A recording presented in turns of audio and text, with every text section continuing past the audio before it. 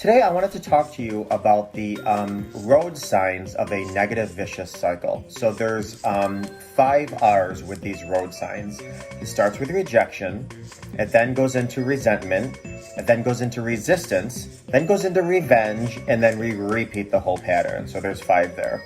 So let me just use an example, your spouse or significant other. For whatever reason, you feel as if they rejected you. Okay, so now you feel that they rejected you. So now you come up with this internal story, this dialogue of whatever your story is.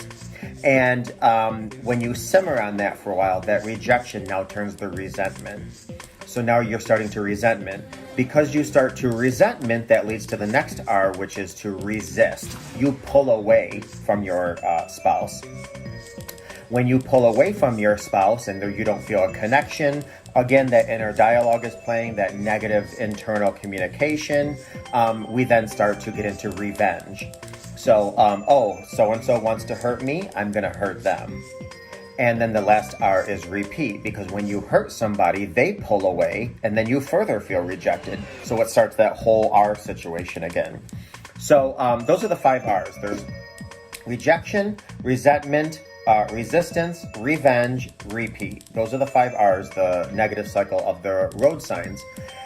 And I can go into each individually about how you combat that, but I just want to say this. If you address the fundamental root of rejection, then what happens is the rest, you've stopped unpeeling that layer. You've put plaster on that hole so you can't dig yourself deeper.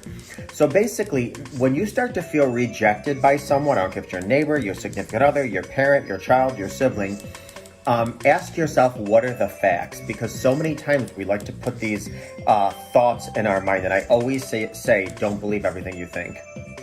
We like to make up these stories. Oh, so-and-so thinks they're this kind of a big deal, or so-and-so wants to impress this person, or so-and-so.